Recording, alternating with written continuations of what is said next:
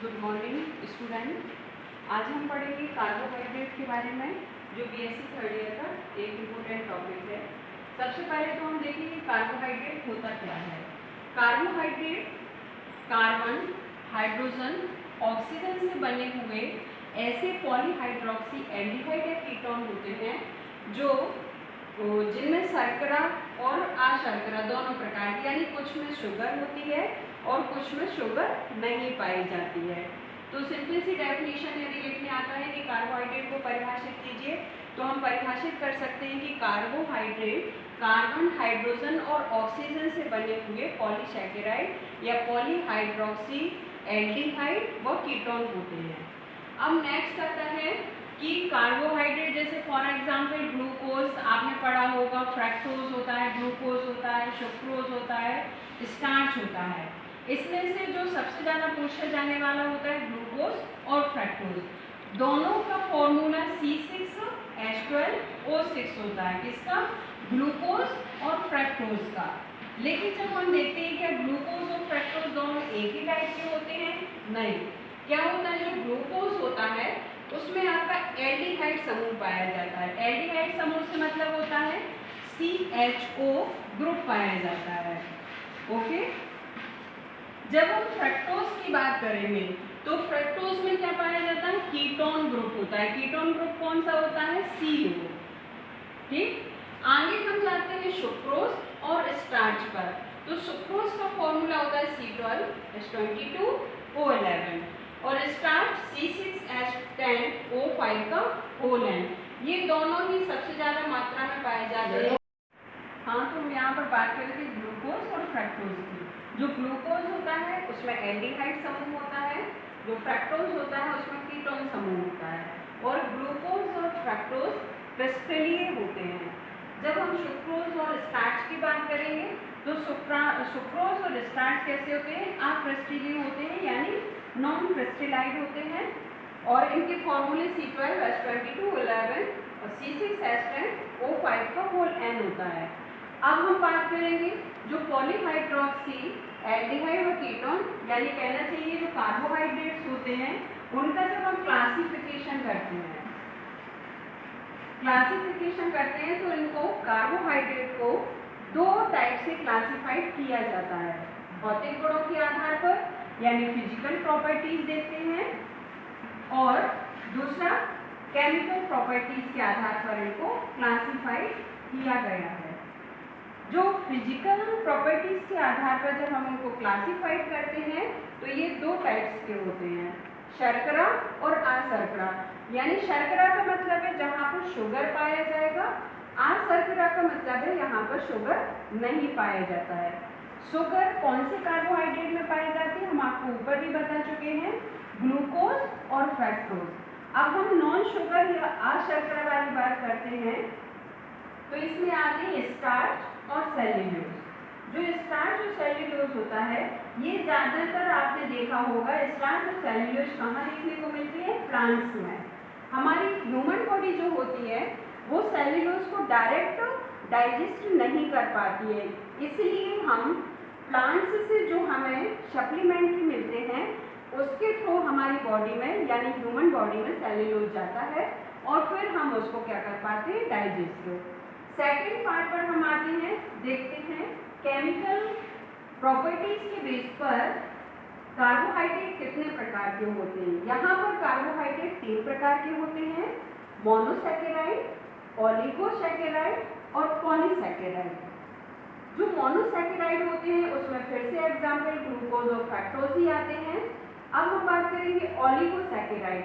Oligosaccharides को फिर से 2 टाइप्स में डिवाइड किया गया है, डाइसैकेराइड और ट्राइसैकेराइड। पॉलीसैकेराइड्स में हम पढ़ेंगे एक एक कर करके। अब हम पहले पढ़ेंगे मोनोसैकेराइड्स। हम पढ़ रहे थे क्लासिफिकेशन ऑफ कार्बोहाइड्रेट। सबसे पहले हम देखेंगे मोनोसैकेराइड्स को। ये क्या होते हैं? मोनोसैकेराइड्स की यदि हम गुण देखें, इनमें कौन कौन सी प्रॉपर्टीज पाई जाती हैं। ये बहुत ही सिंपल टाइप के कार्बोहाइड्रेट होते हैं जो जिनका हाइड्रोलिसिस नहीं होता है, जैसे ग्लूकोज और फ्रक्टोज। यानी ये हाइड्रोलिसिस पर कुछ भी प्रोडक्ट नहीं निकालते हैं। और आपने देखा होगा जो ग्लूकोज और फ्रक्टोज होते हैं वो कैसे होते हैं, उनकी प्रॉपर्टीज क्या होती है, वो मीठे होते हैं स्वाद में। नेक्स्ट जब हम जाएंगे ऑलिगोसैकेराइड। ऑलिगोसैकेराइड को हमने बताया था कि दो भागों में बांटा गया है, डाइसैकेराइड और ट्राइसैकेराइड। सबसे पहले हम देखते हैं कि डाइसैकेराइड की क्या प्रॉपर्टीज होती है। ये क्या होते हैं, हाइड्रोलिसिस पर मोनोसैकेराइड्स के दो मॉलिक्यूल देते हैं। अब हमारे मोनोसैकेराइड्स क्या है, ग्लूकोज और फ्रक्टोज। यानी यहाँ ग्लूकोज के दो मॉलिक्यूल देंगे किस पर, हाइड्रोलिसिस पर, या फिर ये फ्रक्टोज के दो मॉलिक्यूल प्रोडक्ट के रूप में निकालते हैं जब इनका हाइड्रोलिसिस किया जाता है।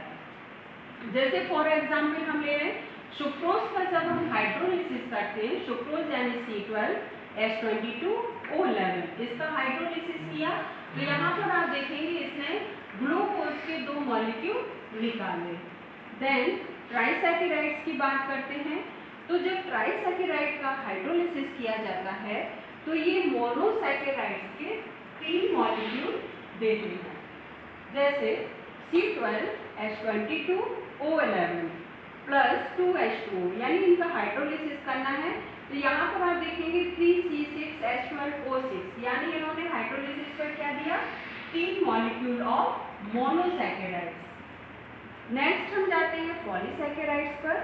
ये क्या है, ये शुगर नहीं होते, यानी इनमें जो भी पॉलीसैकेराइड्स होंगे आप इस बात को ध्यान रखेंगे कि ये शर्करा नहीं होते हैं।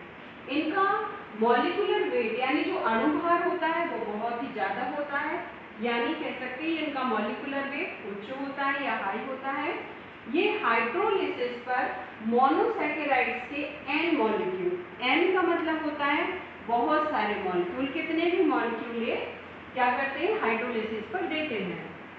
जैसे हम फॉर एग्जाम्पल एक रिएक्शन लें, C6H12O5 का होल n प्लस NH2O, इनका जब हाइड्रोलिसिस किया गया तो ये बहुत सारे मोनोसैकेराइड्स के मॉलिक्यूल हमें प्रोडक्ट के रूप में देंगे NC6H12O6। यहाँ पर हमारा क्लासिफिकेशन ऑफ कार्बोहाइड्रेट कंप्लीट होता है।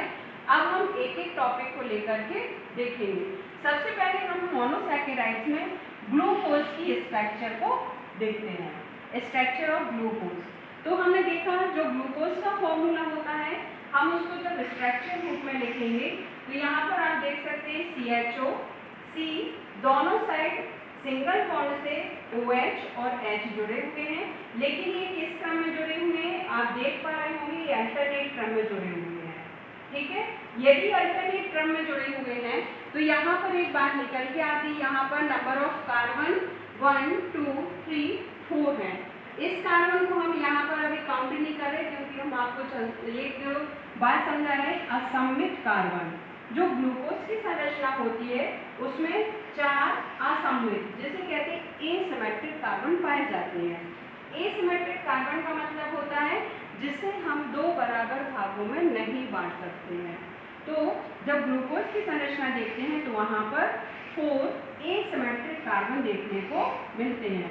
देन हमें यहाँ दिखाई दे रहा है यहाँ पर क्या कौन सा ग्रुप प्रेजेंट है, ग्लूकोज में एल्डिहाइड ग्रुप क्या रहता है, प्रेजेंट होता है और ये उसका स्ट्रक्चर फॉर्म होता है।